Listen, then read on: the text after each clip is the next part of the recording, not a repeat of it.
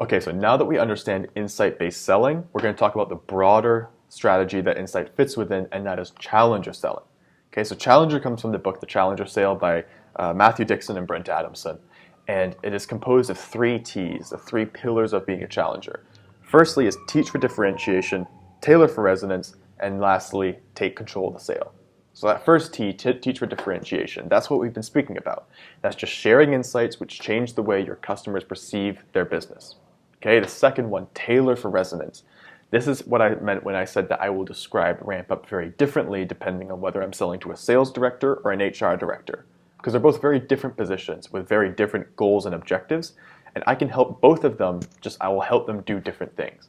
So I will change my insights that I'm sharing to fit the unique goals of that person. Okay. Lastly, take control of the sale. This doesn't mean that I'm arrogant or that I'm abrasive or rude. This just means that I'm in the driver's seat of this deal. Okay. So if I have a meeting at 3 p.m. with a client, I'll send them an email that morning saying, we're on for today. Do we need to reschedule? If I'm submitting a proposal and I know it's going through 3 or 4 decision makers, I have the unique goals and objectives of each of those decision makers in the proposal. Okay. And if I'm in a meeting with a client, I'm the one asking the questions. I'm the one driving the conversation. Okay, and that one's very hard to do because it's hard not to be abrasive or rude when you want to be in control.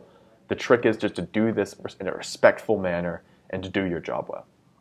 Now these 3 T's, teach, tailor, and take control, they combine to form what the authors describe as constructive tension. Okay, constructive tension. And this is a very different approach. In fact, the exact opposite approach to sales than most of us are used to. We're used to yes-manning our way to success, of being incredibly nice and just satisfying every whim of our buyer. But constructive tension actually flips that on its head and says, no, that you need to have these tough conversations with your buyer. And the reason why is because our goal as salespeople is to take our buyers from their current subpar solution through a period of disruption which disproves their old method into a new and better way of doing business, which is with our organization. Okay, and we're not going to make it through that journey without addressing their concerns and having those tough conversations about how they can improve their business. Okay? The key word, though, in constructive tension is constructive. You need to be sure that when you are disagreeing with your client, what you should be doing, you are doing so in a respectful, valuable way that adds a fresh perspective to their business and adds value. Okay? When you're disagreeing, you need to be using evidence, you need to be using your manners, you need to be a good sales rep. So we've addressed the current situation of our buyers.